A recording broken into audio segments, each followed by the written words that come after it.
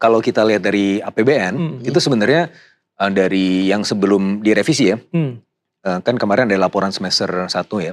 Jadi kalau di anggaran awal dari total belanja kita 3.842 triliun rupiah sepanjang tahun 2026 itu 2.070 triliun ya. Artinya 53% itu langsung masyarakat. Ya. Jadi 53% lebih. Nah jadi termasuk di situ kelompok kelas menengah tadi. Gitu ya. Tapi sudah direvisi ya. Jadi sekarang ada tambahan sekitar 100 triliun. Jadi sebelumnya 3.842 sekarang belanjanya menjadi 3.942. Tapi itu bukan karena ada tambahan kerjaan atau tambahan prioritas pembangunan, bukan, tapi karena ada tekanan geopolitik. Ya, maka kan subsidi dan kompensasi energi itu kan dipatok sebelumnya di harga $70 per barrel. Tapi karena sekarang ya kemarin kita sudah melihat dinamikanya sampai $100 per barrel dan pemerintah sudah pakai asumsi ini $100 per barrel dan itu kemudian membuat defisitnya melebar. Tapi balik lagi ke kelas menengah yang tadi 2.070 triliun atau 53% ya dari keseluruhan belanja pemerintah. Jadi istilahnya itu from cradle to grave. Ya. Jadi istilah Arabnya itu minal mahdi ilal lahat atau bahasa Indonesianya itu dari buayan hingga liang lahat. Jadi bukan belum hari Jumat ya. Sebenarnya belum waktunya ya. Belum waktunya untuk khutbah Jumat. Tausiah. Nah, itu jadi kalau kita lihat ya dari usia 0 sampai 6 tahun itu ada PKH untuk ibu hamil ya. Tapi ini memang bukan porsi utamanya bukan kelas menengah ya. PKH itu kan lebih banyak yang kelas yang paling bawah ya. 0 sampai 6 tahun. Nah, tapi di situ juga ada yang lain-lain ya. Ada MBG. Ya, MBG ini ya, itu kan juga buat ibu hamil juga ya. Dan ibu hamil itu jadi memang nggak semuanya ibu hamil, tapi ibu hamil yang tetap di kelompok yang paling bawah. Terus usia berapa lagi? Usia 7 tahun sampai 19 tahun. Nah ini memang mayoritas masih yang targeted lah, masih yang lebih fokus kepada kelas yang bawah ya. Itu kembali lagi PKH ya, mayoritas masih PKH ya. Ada PKH, terus ada kemudian beasiswa pendidikan ya, beasiswa Indonesia Pintar, sekolah rakyat, sekolah Garuda. Nah sekolah rakyat kan memang desil 1, desil 2 ya. Jadi kelas menengah belum banyak porsinya di situ. Sekolah Garuda, tapi ini school for talented people. Nah kelas menengah sebenarnya bisa masuk ke sini. Ya. Jadi tidak mesti dia harus desil 1, desil 2 sampai desil 4. Tapi kalau dia talented dan terbukti lolos seleksi dia bisa masuk sekolah Garuda. Nah tapi big chunk-nya justru yang di kelompok tadi kan antara 7 sampai 18 tahun, ini antara 19 tahun sampai 59 tahun, artinya ini working age. Nah working age itu dapat apa aja? Nah, ada beasiswa untuk kuliah ya, Indonesia Pintar. Itu juga bisa untuk paling banyak untuk yang bawah, tapi kelas menengah yang tadi kelompok pengeluarannya agak rata kiri, itu bisa dapat tuh. Nah, LPDP. LPDP itu semuanya bisa dapat. Ya, mau yang paling bawah sampai paling atas gitu ya. Tapi ya saya kan juga pernah menjadi reviewer LPDP ya. Jadi di situ orang kaya juga bisa dapat sebenarnya. Nah, tapi di sini begini, ada perbedaan ya, atau pembedaan ya, atau yang biasa kita sebut sebagai afirmasi. Kita tahu lah ada kelompok privilege ya, ada anak-anak yang kaya, udah sekolahnya sekolah bagus, dilesin kursus macam-macam gitu kan, ya pastinya pinter lah gitu kan, ya kan. Jadi untuk orang-orang seperti ini tidak ada afirmasi. Jadi dia pakai rate yang paling atas gitu ya. Grade-nya kalau misalnya dia mau lulus itu standarnya yang paling atas. Tapi ada kelompok-kelompok orang juga yang dari kelompok menengah dan menengah bawah, yang orang tuanya itu mungkin ya PNS kelas bawah apa segala macam. Nah kita lihat, kita kasih afirmasi, terutama yang juga dari Indonesia Timur, meskipun nggak sampai yang paling atas, tapi ini orang ini berhak untuk disekolahkan, entah itu di sekolah terbaik di dalam negeri maupun di luar negeri.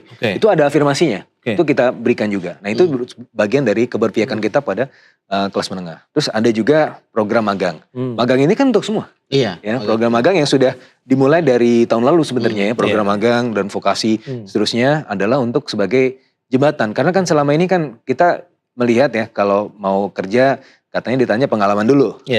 Tapi masalahnya mereka ini kan belum pengalaman. Gimana tuh cara jembatannya? Ya udah ada program internship. Internship yang berbayar, yang bayarin siapa? APBN, pemerintah. Nah, itu masih lanjut terus ya sepanjang tahun.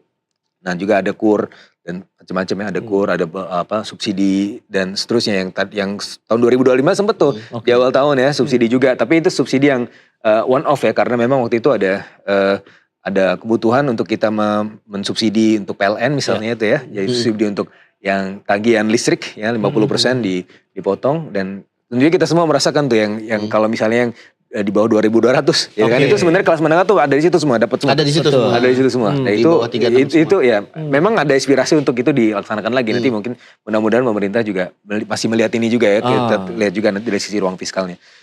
Terus nah ada yang juga kemudian saya tarik lagi MBG misalnya. Nah MBG kan ini juga apakah itu cuma program buat ngasih makanan anak? Ya itu satu dan itu prioritasnya, tetapi gini.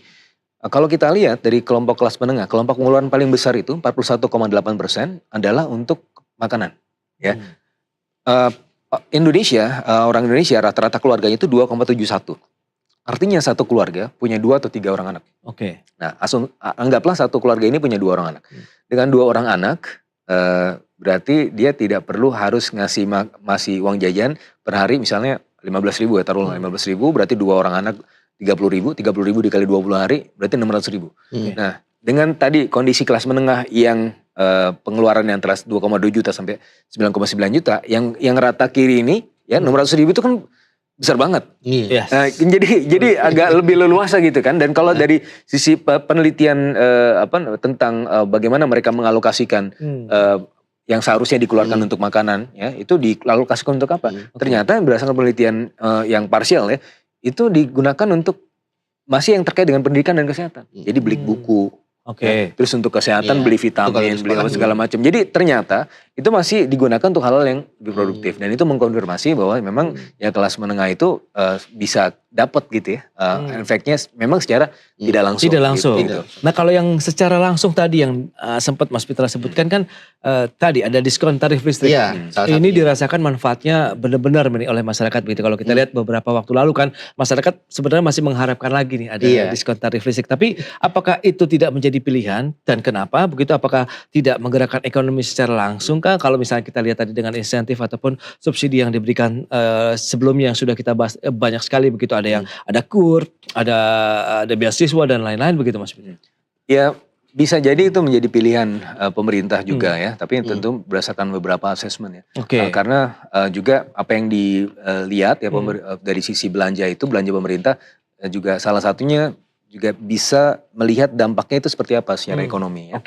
Nah, saya belum melihat detailnya, tetapi kalau kita lihat dampaknya di tahun 2025 ya, ketika ada 50% subsidi, berarti kan diskon ya, diskon 50% untuk yang di bawah 2.200 Januari dan Februari, pertumbuhan ekonomi pada saat itu 4,87%. Jadi kalau kita lihat dari situ, berarti dampak ekonomi sebenarnya belum terlalu besar. Kenapa? Karena kan jadi efek dari disposable income-nya itu tidak kelihatan gitu kan. Disposable income itu artinya apa sih? Jadi orang kalau dikasih duit, itu bisa segera dibelanjakan. Itu disposable income. Tapi orang kalau dikasih diskon, itu kan ada efek savingnya. Jadi marginal propensity to save-nya, kalau istilah ekonominya, itu jauh lebih besar. Itu kan ketika ini, apakah digunakan untuk belanja? Enggak, tapi dia digunakan untuk precaution, untuk suatu waktu digunakan untuk kebutuhan-kebutuhan yang mendesak gitu ya, sehingga tidak ada efek belanjanya. Mungkin di situ juga dalam hal ini pemerintah melihat masih menimbang-nimbang ya, bagaimana dengan alokasi atau APBN yang sebenarnya nggak banyak-banyak banget gitu kan. Itu kan harus ada alokasi yang lebih efisien, yang ada dampak ekonominya sekaligus juga ada dampak kesejahteraannya. Tapi di sisi yang lain tentunya ini masih menjadi bagian dari diskusi juga dari pemerintah lah, karena aspirasi dari middle class ternyata dari diskon itu luar biasa ya, besar ya. Banget. Dan tapi di sisi yang lain ya tentunya pemerintah juga masih melihat ya dampak leverage terhadap ekonomi. Tapi kalau misalkan kita lihat kan diskon kan ada dampaknya secara langsung. Nah, tapi kan kalau misalnya emang mungkin kita simpen dulu ya, sebagai masyarakat kita akan simpen karena kan ada kelebihan, bisa disimpan buat nanti. Tapi satu saat nanti duit yang disimpan itu kan akan dibelanjakan kembali sama mereka, karena mungkin kondisi lain misalnya ada butuh tambahan beli makan atau mungkin buat bangun rumah. Nah, ini kalau misalkan kita lihat dari yang dilakukan pemerintah saat ini, apakah itu akan terjadi lagi?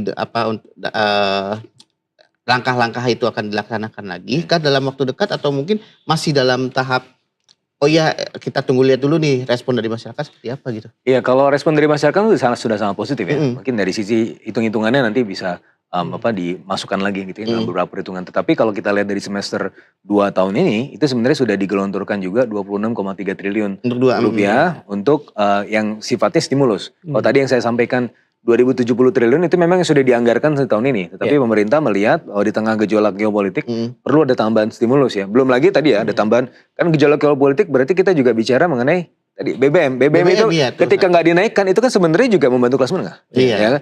Jadi itu nggak kerasa soal kelas menengah. Tapi itu sebenarnya juga bantuan dari pemerintah. Jadi kalau kita melihatnya ini yang paling benar itu adalah untuk kelas menengah adalah menciptakan pekerjaan.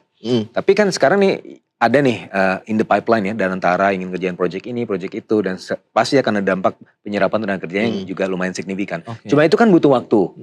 Jadi ini kalau misalnya kita lihat aset kita nomor 5, industrialisasi itu tujuannya adalah ya untuk menciptakan tenaga kerja, dan artinya ini adalah untuk membantu kelas menengah secara umum gitu kan. Cuma masalahnya sampai ke arah situ itu kan kita butuh waktu gitu ya. Nah setidak-tidaknya di jangka pendek ini yang menjadi pemikiran pemerintah adalah setidak-tidaknya beban kelas menengah tidak bertambah. Gitu. Nah itu makanya tidak ada potensi kenaikan harga dari BBM. Nah itu saja dari semester 1 kemarin itu dari subsidi dan kompensasi energi, subsidi BBM itu 116 triliun, untuk kompensasi itu 117 triliun. Jadi udah 233 triliun, itu udah nambah 44% ya dari tahun lalu secara year on year. Nah ini saja sebenarnya sudah menjadi bagian dari fiscal spending yang mungkin kelas menengah nggak merasakan secara langsung, dia taunya bahwa harganya nggak naik, tapi itu ada subsidi dari pemerintah. Itu satu hal. Betul. Nah yang lainnya adalah tambahan dari sisi stimulus yang sifatnya langsung untuk